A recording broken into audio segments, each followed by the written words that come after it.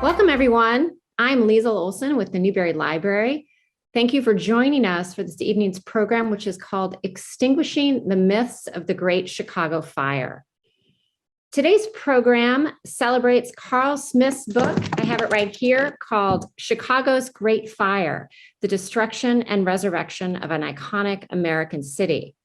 Our event is co-sponsored with the Chicago History Museum in connection with its current exhibition, which is called City on Fire, Chicago 1871, and with the Chicago Collections Consortium. The Newberry and the Chicago History Museum are founding members of the CCC, a consortium of over 60 cultural organizations, all working together for the promotion and preservation of Chicago's rich history. Visit newberry.org to learn more about the Newberry's many digital resources, online classes, and public programs. During the program, please enter questions in the Q&A feature on Zoom or in the comments section if you're joining us on Facebook or YouTube. Now, I'd like to introduce Erica Griffin, Chicago History Museum's Elizabeth F. Cheney Director of Education. Erica. Thank you so much, Liesl, for the introduction, and greetings to you all joined here this evening. The Chicago History Museum is excited to partner with our colleagues at Newberry Library and the Collectors Consortium and tonight's speakers in an exploration of the history and lasting impact of this essential Chicago story at its critical 150th anniversary year. As Liesl mentioned, this particular program has been developed in part to support Chicago History Museum's latest exhibition, City on Fire, Chicago 1871. Designed with youth and family and intergenerational conversation in mind, City on Fire provides context into Chicago at the time, a rapidly growing city made of wood, a summer and early fall boasting perfect conditions for conflagration and social and economic tensions smoldering away. All that was needed for the fire to start was a spark. To support the exhibition, a robust roster of K-12 classroom and educator engagement and public engagement for all ages has been developed, and I encourage you all to visit the exhibition website, chicago1871.org, for additional information on upcoming events, programs, experiences, and more. I would also like to take time to thank the National Endowment for the Humanities and the Institute of Museums and Library Services for their generous contributions in support of the City on Fire exhibition project. Back to you, Liesl. It's so great to partner with you again, Erica. I love it. All right, I want to introduce our three speakers for tonight. Carl Smith first, and Carl and Adam and Julius, you all can join us now so everybody can see your faces. Here's Carl. Carl is Franklin Bliss Snyder Professor of English and American Studies and Professor of History Emeritus at Northwestern University.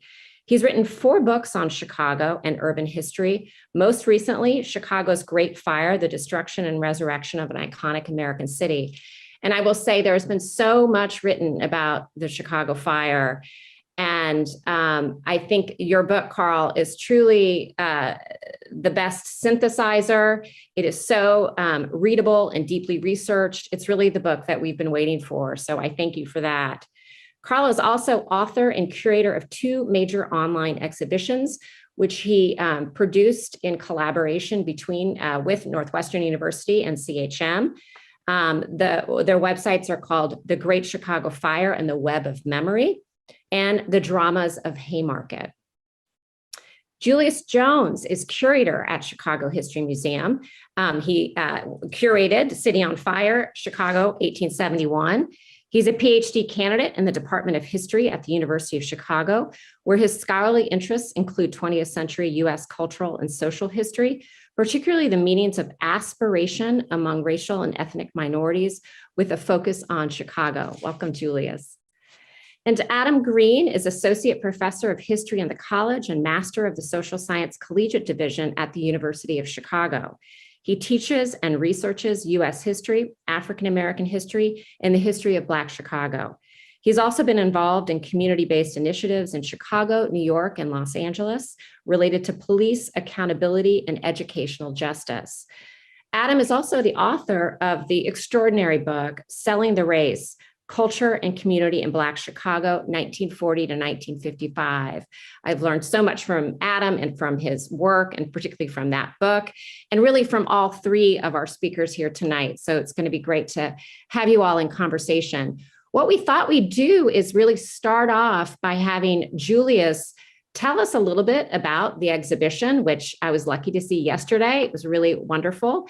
And then we'll all join back together again for a conversation. So Adam and Carl and I will kind of go off screen. We'll give it the floor to you, Julius, and then we'll join back in when you're finished.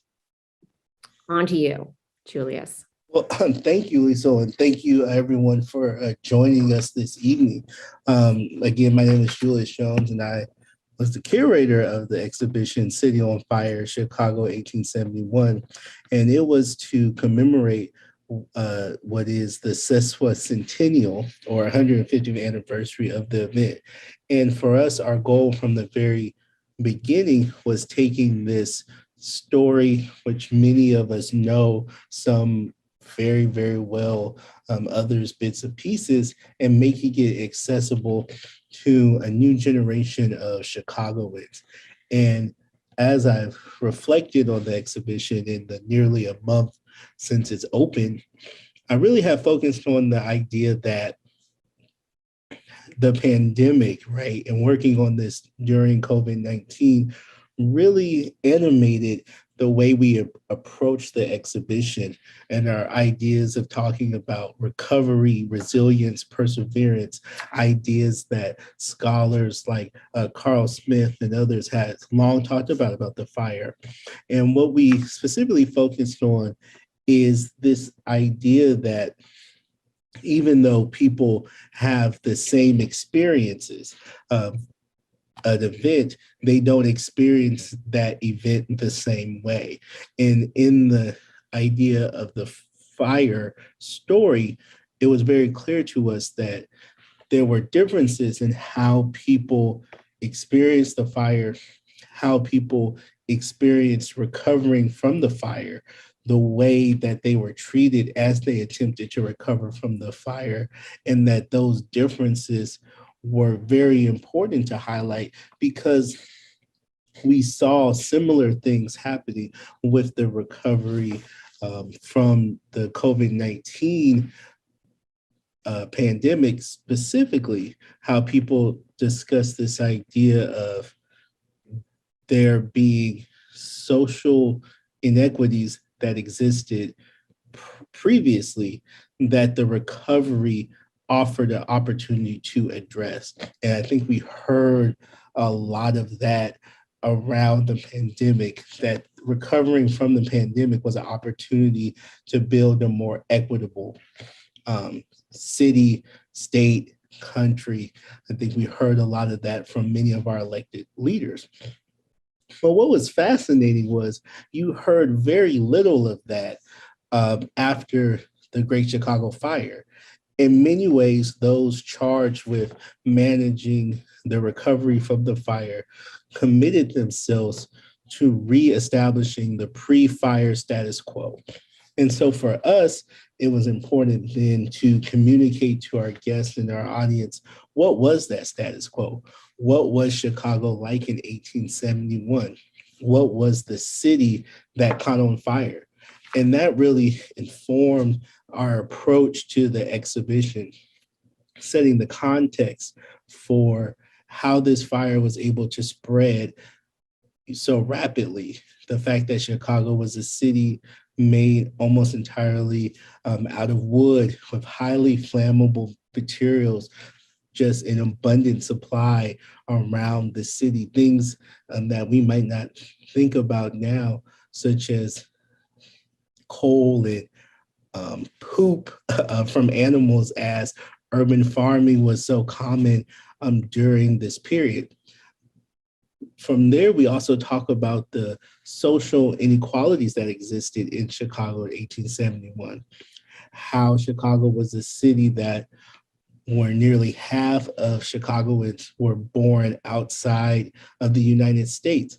And then you add that to their children who are first generation Americans, And the overwhelming majority of Chicagoans are either immigrants or first-born Chicagoans in 1871. Yet there are divisions between this immigrant or immigrant descendant first generation Chicagoans between Protestant, moneyed Anglo-Saxon elite who blame immigrants who are disproportionately Catholic from places like Germany and Ireland. They blame them for all of Chicago's social ills. And that is the context that we encounter people like Patrick and Catherine O'Leary. They are Irish Catholic immigrants. Patrick was a day laborer who was a Civil War veteran, having fought for the Union. And Catherine, a small businesswoman who owned a milk farming business. She had a barn with cows, and she would sell their milk throughout her neighborhood to help support her family. And we wanted to humanize the O'Learys to dispel this myth, but not only just dispel the myth of her milking her cow at night and Chicago being the city that the cow kicked over, but really explaining where that came from, what was the context of that, and why in many ways Mrs. O'Leary is a stand-in, a scapegoat for a group of people who are being blamed for a whole host of social ills and problems in Chicago in 1871. And because of that group being blamed for issues before the fire, after the fire, it was only natural that someone from that class be blamed for the fire, and having the misfortune of having the fire start in and around her barn really sealed her fate in a lot of ways. And that blame that we saw for the socials at the beginning animated the way people were treated as they sought to recover for the fire. People like the O'Learys were treated with suspicion as they sought to seek aid and relief from the Chicago Relief and Aid Society, who had prominent moneyed men such as George Pullman and Marshall Field on their board. And even though the Relief and Aid Society did an admirable job with this Herculean task of managing a recovery in the age of no government appropriation, no FEMA, no emergency response department, they also informed their work with ideas of deserving and undeserving poor, in that while no one should be worse off because of the fire, no one should be better off after the fire either. So again, reestablishing that pre-fire status quo, returning people back to their exact place in Chicago's social hierarchy was something that really imbibed their work. And in many ways, the dissatisfaction that comes out of the way the recovery is handled leads to some of the social unrest we see at the end of the 19th century with things like Haymarket, like the Pullman strike, and all of these other sorts of social upheavals that existed. But also the fire, in a lot of ways, cleanses the palate and allows Chicago to grow into metropolis and continue on its path of being the fastest growing city in the world, and then in the 19th century. Because the land is cleared and Chicago literally grows, you can see the shoreline expand out from the rubble from the fire being pushed into Lake Michigan. Ultimately, you'll see the growth continue that leads to the skyscraper and other innovations. And then that will culminate with Chicago hosting the World's Columbian Exhibition in 1893, cementing itself as a quintessential American city, being selected by Congress to host the World's Fair. And these two events the fire and the fair, leading to Chicago having a moniker that has fallen out of use now, but we would refer to as the Phoenix City. The mythical bird who burned too hot and was destroyed, but resurrected itself from its own ashes. That's what Chicago was. And Chicagoans accepted that mythology about themselves deeply. That's why on the original flag, now the flag has 4 stars, but originally had 2 stars, and those 2 stars represented the fire and the fair. And that's been the way Chicagoans have sort of conceptualized themselves and their identity for a long time. And so with that, I think I want to open up the floor to the real experts to discuss further. Great. Thanks so much, Julius. Yes, Carl and Adam, if you'll join us again too. Julius, one of the things that you're really underscoring, and I think the exhibition underscores. So don't go away, Julius. Keep on. There you are. That a fire may be democratic, right? It will burn away anywhere and anyone and anything, but the recovery efforts in Chicago were a different story in terms of a kind of democratic impulse. And I think you've also pointed out one of the myths that you're extinguishing through this exhibition, and that's certainly related to stories around Mrs. O'Leary and her cow and her barn, right? Which is not where your exhibition begins, which is wonderful.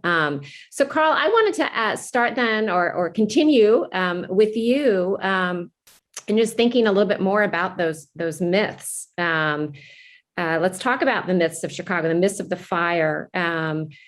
The one chapter of your book is titled "Chicago Shall Rise Again," right? Like a phoenix, like the phoenix that Julius was discussing, the Phoenix City as Chicago was known. So tell us, is that one of the myths that is worth extinguishing? The myth of the heroic city rising out of the ashes. No, history is very rarely, yes or no. It's usually both and.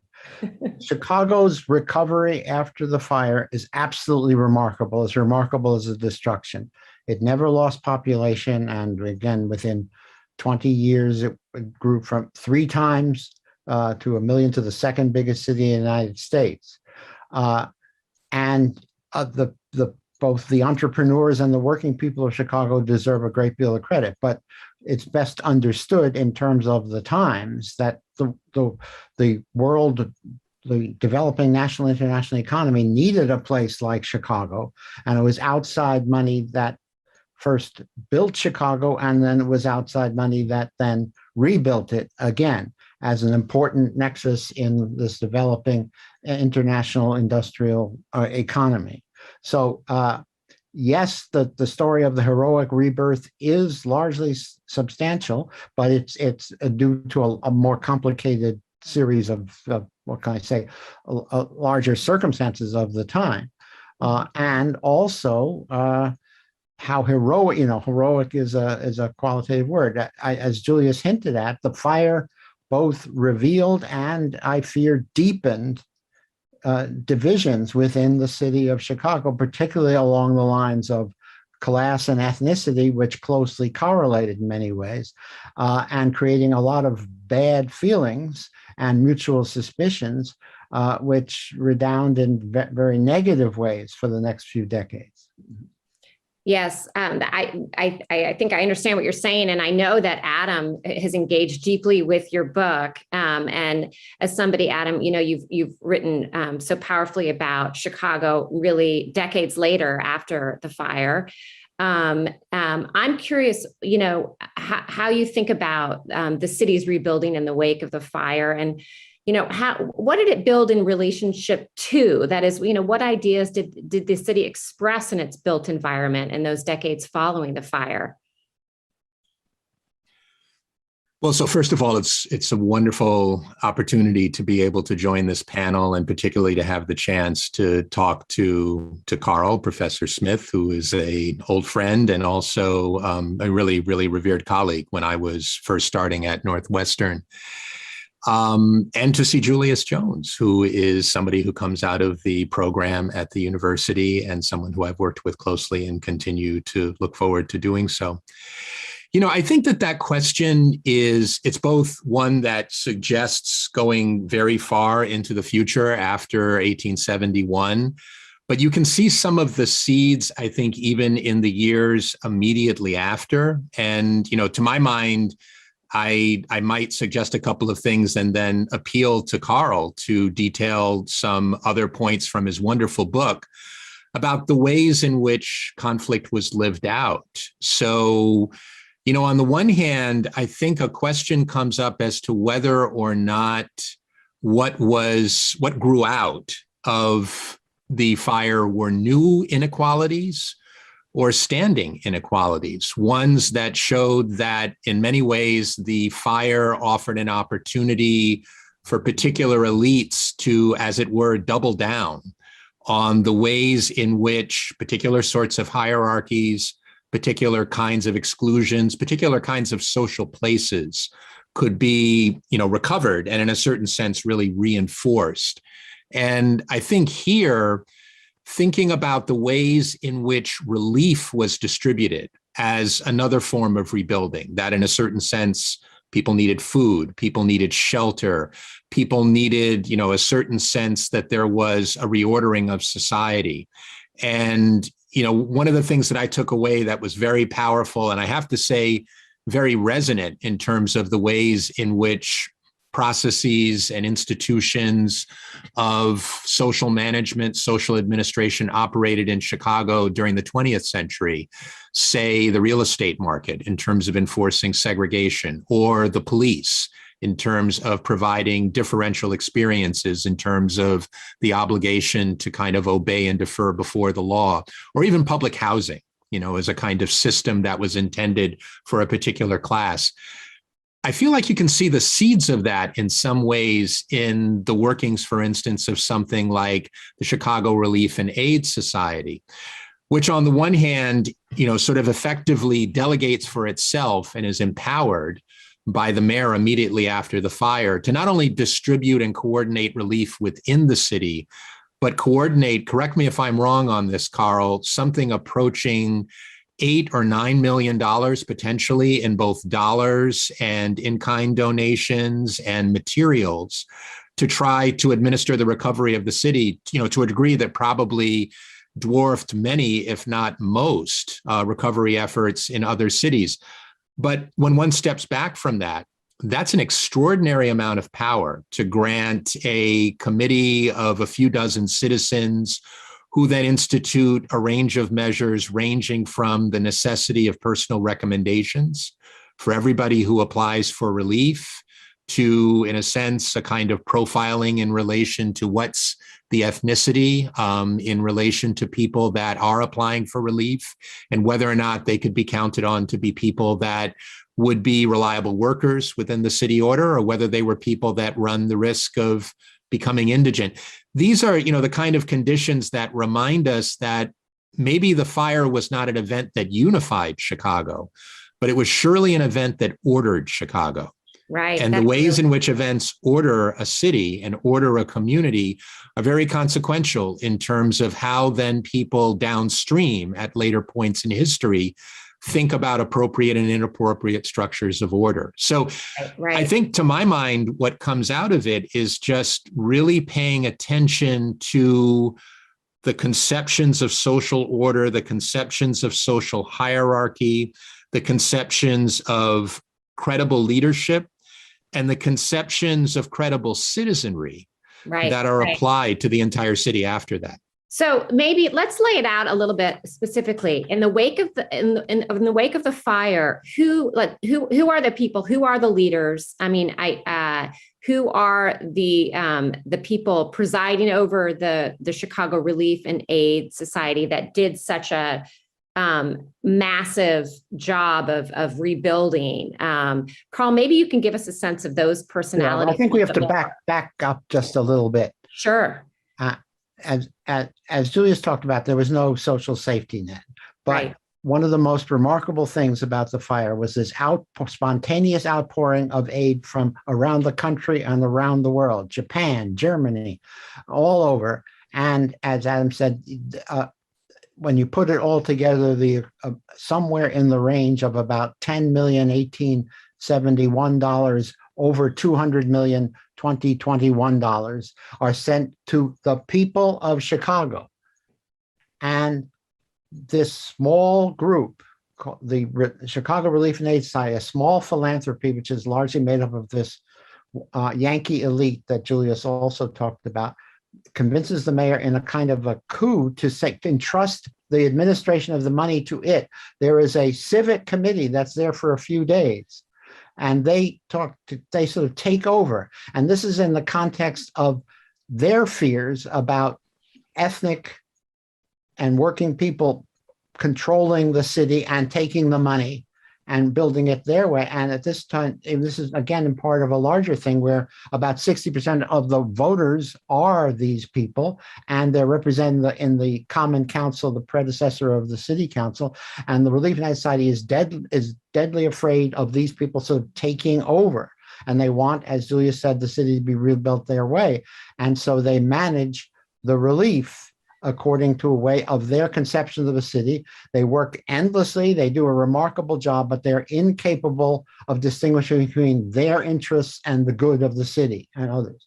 And they basically tie such things as getting aid to working the way we want you to work, and treating anyone who asks for aid with suspicion, and being very concerned about people this is one way it resonates today, people getting aid without effort, that creating further indigence or not building the city that we want.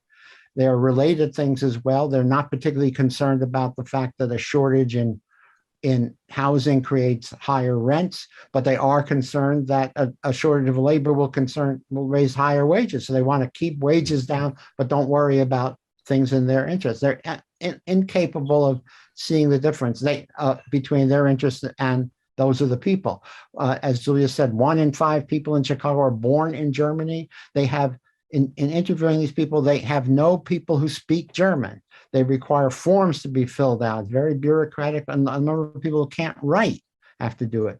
It's reorganizing the city in some ways what they feel is slipping away from their control in a way that they want it to be, and applying certain kinds of pressures, which in the longer run create kinds of reactions and resentments that, as I said, lead into greater friction through the 70s and 80s. In some ways, what is interesting here is how this group reacts, not just after the fire, but when the Panic of 1873 strikes. By this time, the city is very substantially rebuilt, but then a very substantial financial depression hits and people are out of work, and the Relief and Aid Society still has this money given to the people of Chicago, and they still say, and people are saying, give it to us, and there's these massive rallies, we need it, we're starving.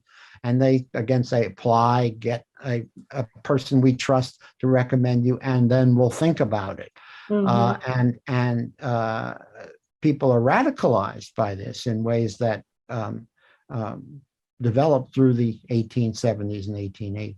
Right. I mean, it seems like, all 3 of you have profoundly illuminated the social dimensions of the fire, right? I mean, there's a way we could be having a conversation about how did it get started, and where did it spread, and when did it jump the river, and what was the exact nature of the devastation, and how many lives and how many homes, right? Which is actually extremely important as well, right? But in some ways, that history has been so well trodden that coming out of a pandemic, and Julius, you touched on this, it seems that our point of focus is really the kind of human and social dimension of and political dimension of the fire.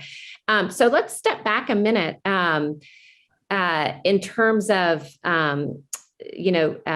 questions around the fire being a kind of natural disaster or social or man-made disaster, right? Which we were chatting about a little bit before the program began.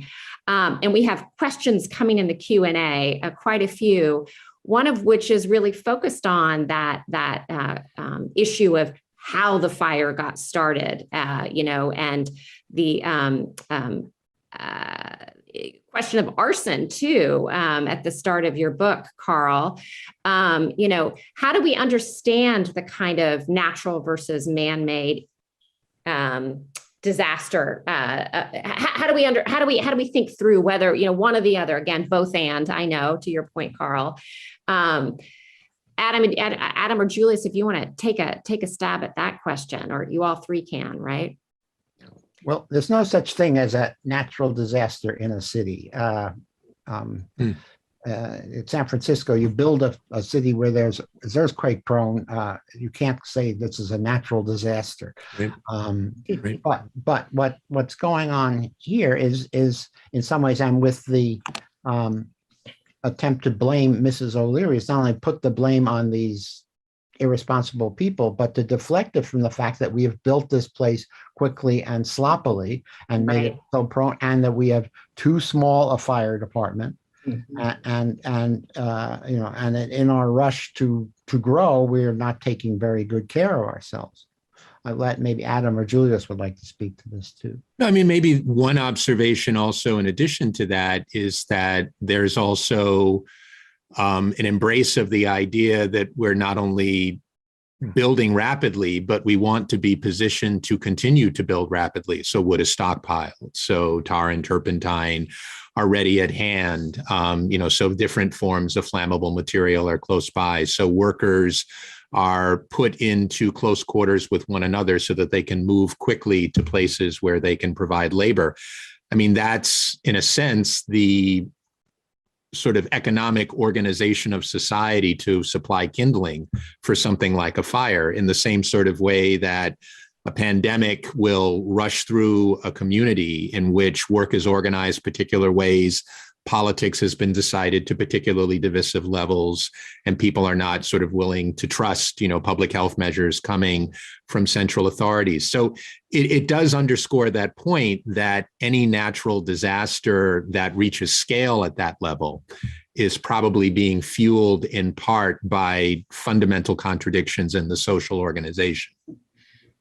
And then also this idea that someone has to be blamed, right? It can't just be an accident, a misfortune of fate.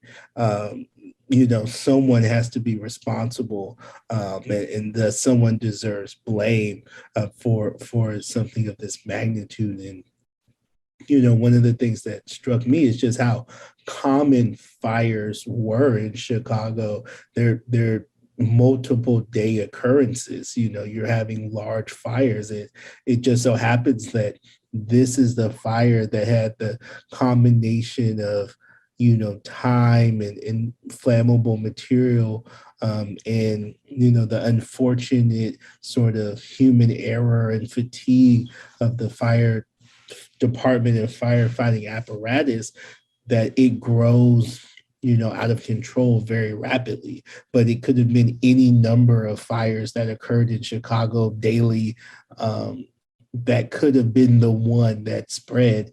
And, it is but a fate of history that it happens to be this one. And, even before the fire was out, there was a need, an attempt to assign blame. And I think Mrs. O'Leary was highly blamable because of her social identity. Right. She was both a woman and an Irish, woman, right? So and immigrant and Catholic. And what's Catholic, there's right? there's a certain comfort in blaming her too, because what it does is, when something bad happens, you try to explain it, and there's a kind of intellectual framework that's at risk here as well. And so what this does is it reaffirms this story of Mrs. O'Leary, reaffirms this idea of the way things are, and that fire is, and any kind of problem is something that happens to a city from the outside and is not inherent in it. And even some of the Yankee elite, someone like one of the most trenchant analyses of the fire is a few weeks after by Frederick Law Olmsted writing in The Nation saying, and he doesn't even talk about any in terms of missile, he just said a commonplace fire. How can a commonplace fire burn down a city? It's because we built it so poorly. But he still has this elitist thing. What can I say? Wise and trusted men, expert people like me, basically, the best men, as a phrase of this period, should be in charge. What's going on here is a very strong anti-democratic sense that you can't trust the people to govern themselves. Yeah. And it's a real questioning of both, what I call the urban democracy in the most profound way. Right. This really is it seems to me, a very important point that bears on what we learned from 1871 and can apply to 2021 and beyond, which is that we can appreciate that political and social analysis opens out the ways in which the fire has disparate and maybe even divergent impact on different communities. But that governance and how governance is organized is a really key component of how we understand and then subsequently how we remember any disaster, any kind of conflagration, any challenge that impacts a community of scale. And this is an extraordinary history, in part because of the ways in which governance is reorganized, governance is distributed, governance, as you said a moment ago, Carl, is taken in a certain sense without necessarily having been granted. And then governance is remembered. And I think certain lessons come from that sense that governance worked because the city was rebuilt, that then shelter or cloak or veil the degree to which continuations of those forms of governance tend to make it more difficult to speak to the kinds of inequalities, the kinds of underlying social tensions that persist in a city like Chicago, up until the present day. So I think that point that this is remembered and experienced in particular ways because of how authority is organized, as well as how human experience played out is important. Right. And I think that, that leads me to the question kind of Chicago's exceptionality. If that's a real thing here. I mean, there's a question in the Q&A, and I've had this question many times that, in the late 19th and 20th century, many major North American cities had catastrophic fires. Why is it that the Chicago fire is so central and so defining of the city? Is there something exceptional about its leadership or lack of? It's the way that there are divisions that were exacerbated, the city's built environment. What is it about our history that puts the fire so central to it? I think you have to take into account, what can I say, not just in relative terms, but absolute terms. Certainly, there's fires everywhere throughout the 19th century. But one thing you have to just understand, this is really big. It is much larger than any one before it and any one until the San Francisco earthquake and fire, which has a similar kind of legendary spot. It's on the scale with Moscow in 1812 and London in 1666.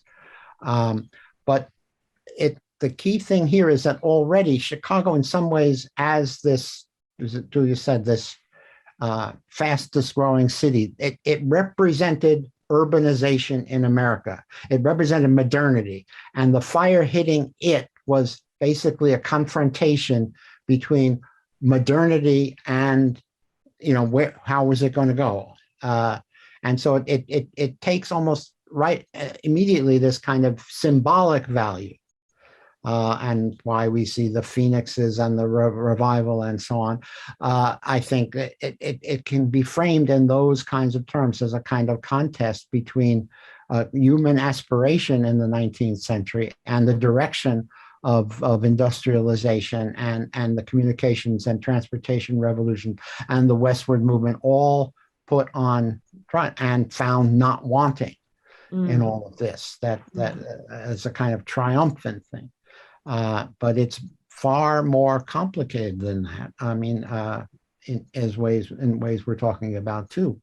About how it reveals things that are also emblematic about divisions, about, again, particularly ones according to class and ethnicity. Right. I mean, Carl, you said Chicago is one of the few places that celebrates its destruction. Mm-hmm. That seemed to me something particular to this city. And I guess that's what I meant about with the question about Chicago's exceptionality, right? What is it about us that we're celebrating our own destruction? Well, again, some of it has to do with quirks. One of the remarkable things about the Great Chicago Fire is how few people died, and how few, what can I say, and almost all the deaths are anonymous deaths. What were the numbers? What were the number of deaths? Well, it's hard to know exactly, but the consensus estimates about 300 people in a city of 330,000 people. As I talk about later in the book, twice that many people died in the Iroquois Theater fire, and even more in the Eastland disaster. But the point is what the story of the fire quickly becomes a story of the recovery, the phoenix, and that the fire then gets kind of framed as the kind of moment of rebirth, a kind of second birth for the city after this kind of prelude in which, again, modernity triumphs, in which the I will spirit of Chicago triumph. There is this figure who has invented the I will woman, who has a crown with a phoenix in her hair coming out of it and a breastplate that says "I will" on it. This ties into the city that works. The city that's no nonsense. The city that's tough and resilient in all that way.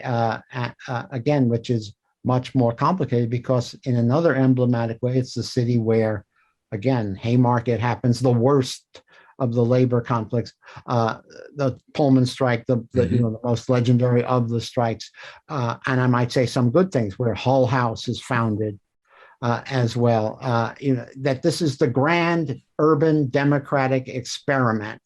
That's a kind of ongoing thing, and Chicago is the place where it's happening, the stage for it all.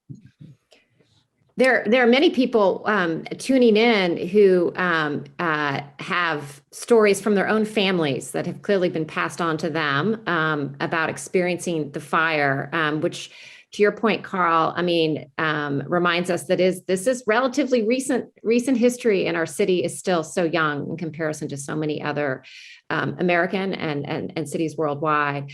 There's a question about German immigrants and whether there's any record of how immigrants to the city felt the kind of mental effects of the fire.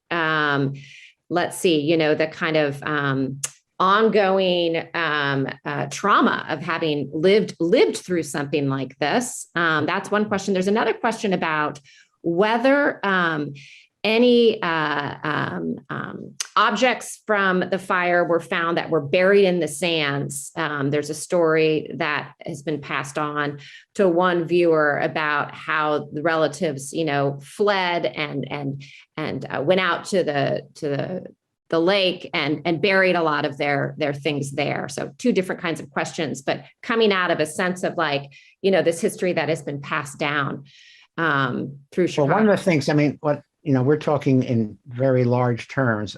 Yes. One of the things I really wanted to do was get this down to a more granular level and certainly a more human level. And this book tries to tell the experience of the fire through the eyes of the people who went through it, who passed through the fire in a kind of almost biblical sense. So the core of the research is on personal accounts or first person things. And you get all these about people who had the sense of loss. This Irish Catholic woman thinking that evening she went to Holy Name for Vespers, and that's where she was basically raised. She'll never be there again. Or a person saying, a wealthier woman saying she can rebuild a new house, but I lost the garments of the baby who died in infancy, my mother's Bible, my wedding dress, the sense of some sense of self. So on a very existential sense, it's deeply traumatic in all kinds of ways that are very, very troubling for people, and something that they kind of have to get over.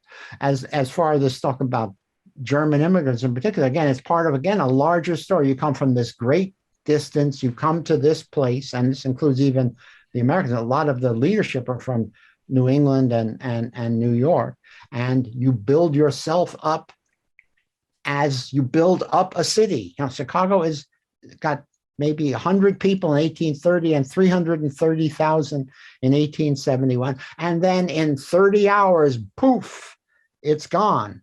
And the other thing, the reason that Chicago's not the fire is, remember, it's not only the size of it, but it burned the downtown, the heart of the city.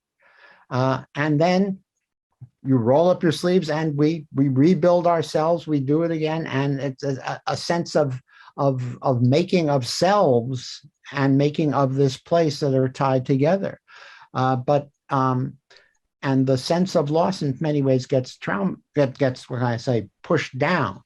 Again, in that article by Olmsted, he talks about, you talk to people and you see them, what can I say, they're kind of strength of character, but then you see that he talks about their eyes tearing up and this sense of thing. And that gets repressed and gets turned into this idea of rebuilding and recovery and resurrection and so on. And that it turned in the most positive way. Right.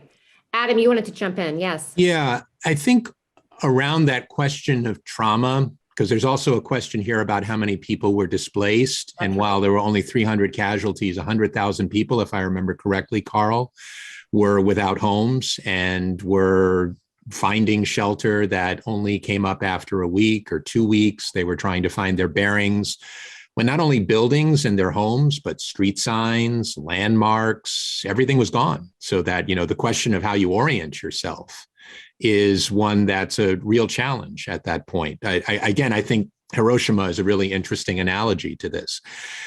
So one can project oneself back to that and think about oneself, say, as an immigrant laborer or as an immigrant adult, head of family, male or female, or as an immigrant child, and say, what would be the experience, for instance, of seeking relief when one could not step back and kind of cope with the trauma and the injury and the anxiety and the uncertainty that one had gone through, presumably by escaping this conflagration, because one had to report immediately either to a job that had been assigned to them, maybe miles away, or one had to procure the sufficient recommendations and bona fides to prove that one was worthy and deserving of relief. So I think it's important to really recognize that, the frameworks that were set in place didn't afford people the opportunity, in a sense, to grieve or engage in self-care or think about some of the things that we understand now as requisite to overcoming various moments of social calamity. Yeah. Another point, I just want to throw this in really quickly, is that I thought that the way that Carl spoke about all of the reasons why Chicago becomes exceptional in terms of thinking about a major American city recovering from disaster were very compelling.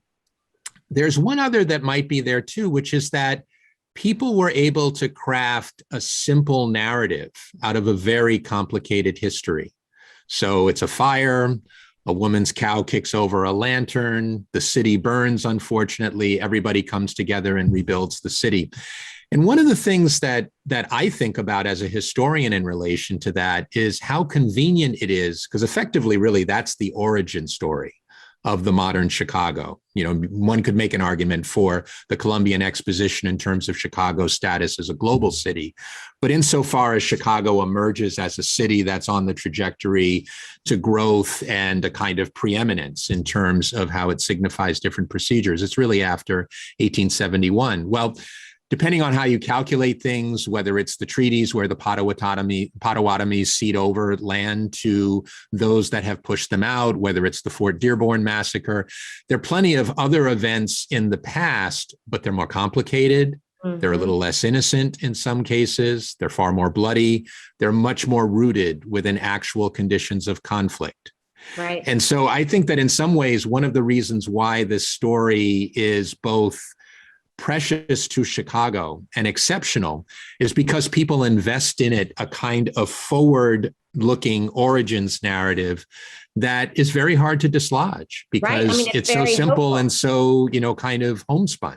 Right. Well, It is. Yeah, as the Relief and Aid Society took over the relief, I mean, in many ways, the Chamber of Commerce took over the anniversaries. Onward we build, or the thing, and you see the iconography of a fire and skyscrapers rising out of it. That this complicated thing. What I don't want to lose track of before is, yes, lots of people did bury things, even stories of pianos being. Thank you. We buried. want to hear about the stuff. Yes.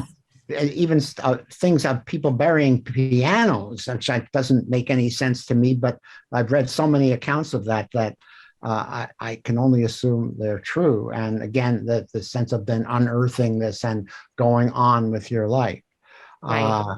But this, again, Adam's point about simplicity is very important. After the fire, you talk about how people focus on a certain issue to explain everything in this period of discontent and disorder after the fire. And again, members of the Yankee elite focus on an issue which we've lost sight of: temperance. That if we just enforce the laws against drinking, everything will be fine. And how convenient those laws against drinking are really against the Irish and the Germans. And magically it'll happen with the police force of 300 in a city of 300,000. Right. Well, Right. And even the mayor at this point, Medill, says, in exactly those terms, we don't have enough policemen to check on there are so many more saloons than there are policemen in this city. But it's a desperate attempt to, again, assert control. Right. Liesl, Yes. could I ask a question of Julius? I'm just Yes, please curious do. on that Yes, I wanted question to of circle personal back. effects and memorabilia and the like. What's been your experience, Julius, in terms of people responding to the exhibition by talking about either objects lost or found that, kind of resonate with their personal memory of the fire? Because there's a great display of so many of these objects, some of them half melted. I mean, it's just wonderful to see. Yeah, so much of the collection there in the exhibition. Yeah, that's a great question. People really connect to objects, particularly ones that they can draw a personal connection to. I'm particularly struck by the way people respond to things like keys. So we have a section where we have keys from buildings that were destroyed in the Great Chicago Fire. And we ask, in the interpretive text, what would you do with the keys to your home or your business if it was destroyed in a fire, right? And that's something that gets people thinking. We also have the coat of a man named Samuel Greeley who, wore this coat through the fire. And we sort of say, like, imagine surviving the fire with nothing but the clothes on your back, right?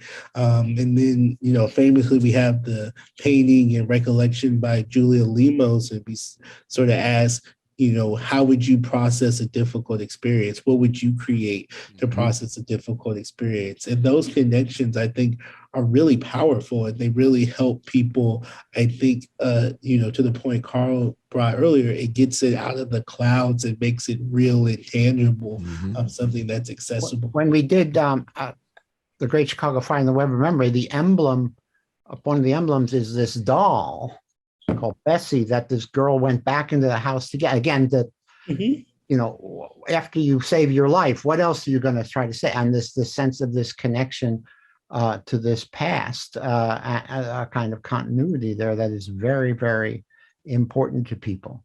Yes. And I think, Julius, one of the things that You all, CHM, have done so well with this exhibition is thinking about what a young person, a child, would want to learn about a fire, want to learn about this moment in Chicago history. And so walking through the exhibition in some ways is like walking through a graphic novel. You know, the visuals and the text feel like a book, you know, my 12-year-old might read. And yet, you know, deeply smart and intelligent, the way everything is framed. And then individual figures, again, like characters in a graphic novel, who tell the story of running away from the fire, 14-year-old, 12-year-old, you know, a teenager, that are based on actual people, you know, from that moment, actual Chicagoans, which is really powerful. So I applaud those efforts. It's not easy to think about, you know, the experience of younger people, walking through an exhibition. Right. Again, you have to, they're so good, and that exhibition is so good about talking about it as a human event. That's right. That's right. You have to think in those terms, as well as these larger terms we've been talking about. I mean, because there are these existential questions, of course, that we can't answer, which is like, why are we fascinated by dramatic, traumatic events? You know, what is it? Why are we drawn to the kind of horror and violence of this moment, right? I mean, no Chicagoan, I would imagine, cannot acknowledge the fire in some way, or doesn't know something about the fire. And yet we do need to tell and retell this history for our moment now, again and again, and also rethink how it's been learned or taught, right? Well, and the way we retell it many times tells much more about us than it does about them. Right. Well, that's a question probably you'll only be able to answer and decades from now, is how we're having this conversation and why. But I want to end on this note. We only have a few moments left about commemoration, and how we mark the fire now, how we might do that, or how it has been done, or how it can be done better. I wonder if you all have answers to that. What would be a good way to commemorate the fire?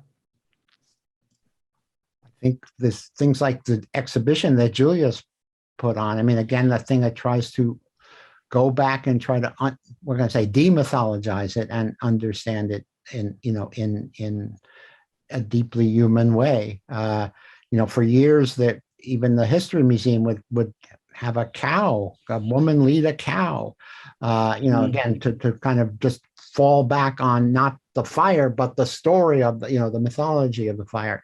And Mrs. O'Leary is a kind of figure of comic folklore rather than a serious consideration of what was involved. And I think Julius and CHM did a very, very good job with that.